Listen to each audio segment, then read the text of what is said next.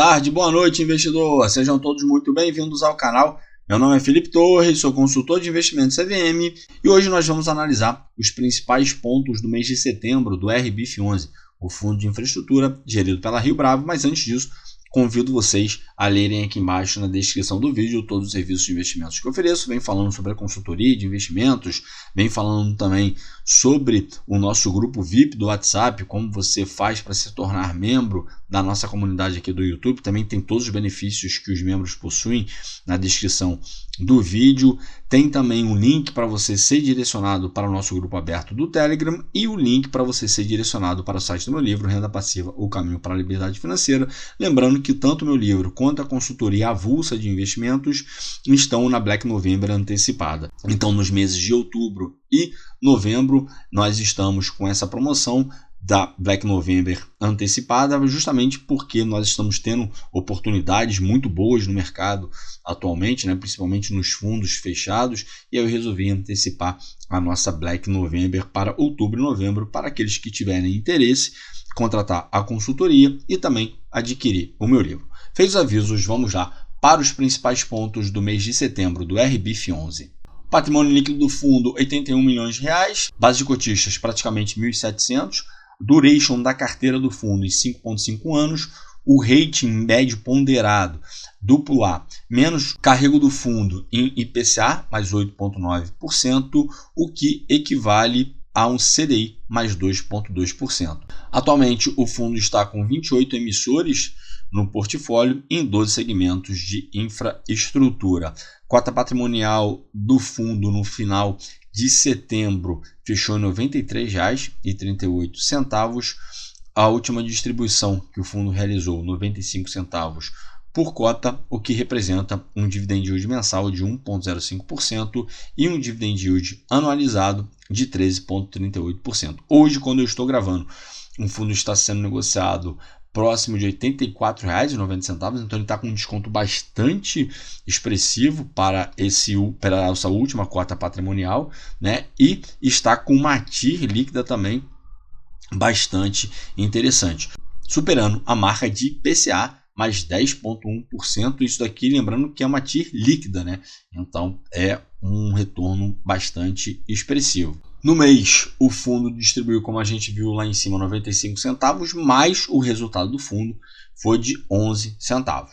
Tá? Por conta de questões, né, de abertura na curva de juros, isso daí afeta de forma bastante severa os ativos indexados ao IPCA. Por outro lado, ele se beneficiou do fechamento do spread de crédito de alguns ativos, assim como a gente também vem acompanhando em outros fundos, e isso daí deu uma amenizada nessa abertura na curva de juros que foi bastante intensa no mês de setembro.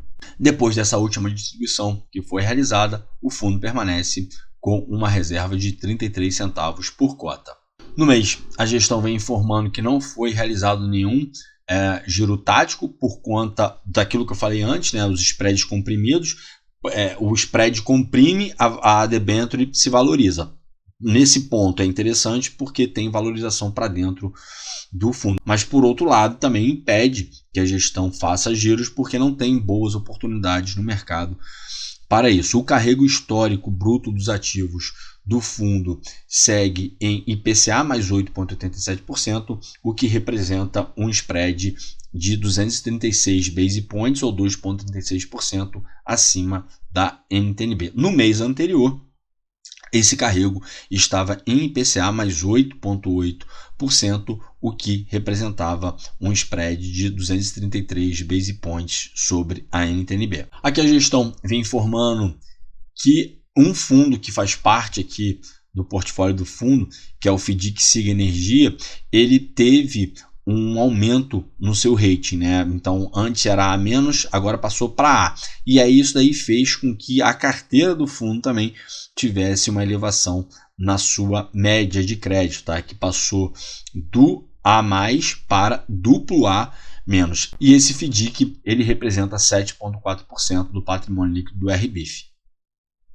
Aqui nós temos o guidance de distribuição para esse segundo semestre, né? Então a média seria 93 centavos, tendo o piso em 91 centavos e o teto em 95 centavos. Até agora o fundo vem conseguindo manter esse guidance, né? A gente vê que em julho ele distribuiu 92 centavos, em agosto 95 centavos, agora em setembro 95 centavos.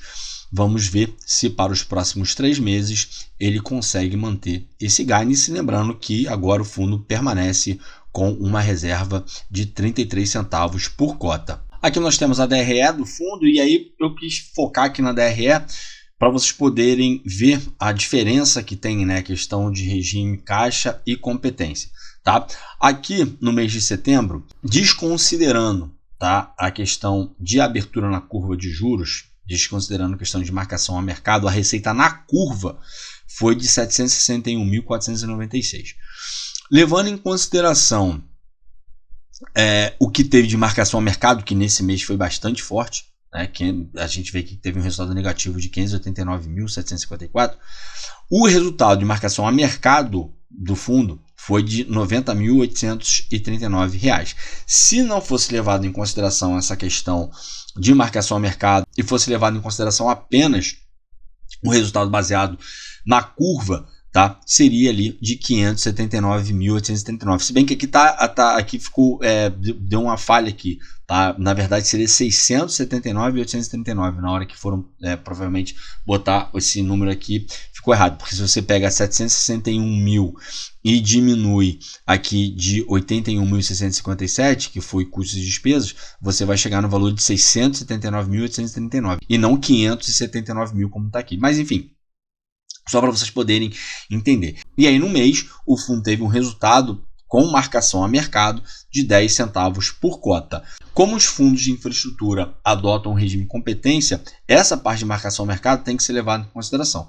Então vocês veem que o resultado por cota foi de 10 centavos. O fundo fez uma distribuição de 95 centavos e aí precisou complementar com a reserva que o fundo tinha, como a gente viu anteriormente, né? Antes a reserva do fundo era de R$ 1,18 e agora passou para 33 centavos. Aí agora vamos só comparar com o mês anterior, em agosto.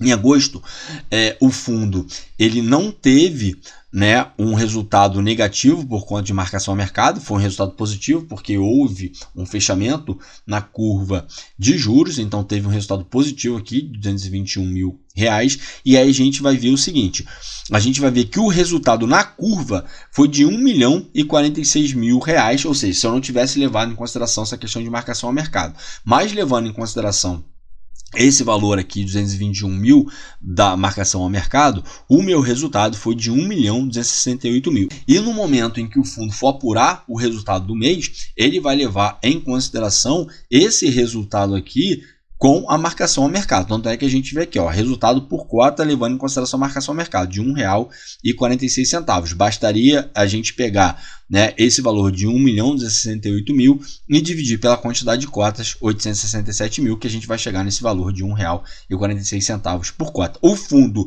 ele distribuiu 95 centavos por cota, e aí isso daí fez com que ele tivesse um aumento na reserva dele, porque ó, em agosto, no início de agosto, a reserva dele estava em 67 centavos, tá? O fundo teve um resultado de 1,46 centavos, de R$ 1,46, distribuiu 95 centavos, ou seja, ele teve ali uma reserva de 51 centavos para ser acrescentada. Então, se a gente pega esses 67 centavos e acrescenta mais 51 centavos, a gente vai chegar no R$ 1,18 aqui, que a gente vê no final de agosto. Então, por isso da importância da gente entender que aqui nos fundos de infraestrutura o regime contábil é diferente da grande maioria dos fundos imobiliários, que lá é regime caixa. Aqui no regime competência, essa questão de marcação ao mercado é levada em consideração para poder apurar o resultado que o fundo teve no mês. Nos últimos 12 meses, o fundo está com uma rentabilidade de IMAB mais 6,7%,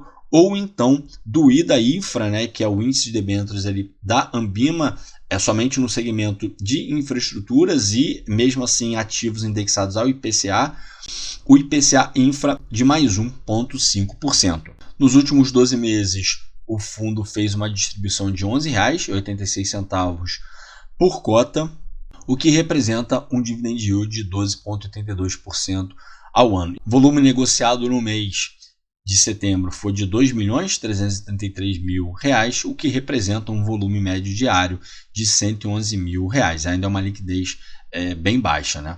Aqui nós temos a alocação por setor, então 25% alocado em geração renovável, 12% em TI e telecomunicações, 12% na parte de geração térmica, 10% saneamento, 10% rodovia, 8% em produção de gás, 8% em recebíveis de geração de energia, porque o fundo tem uma parte aqui que está alocada em CRIs e esses CRIs são indexados ao CDI, 7% mobilidade urbana, 4% açúcar e álcool, 2% no setor de transmissão, 2% em portos e 1% transporte e logística.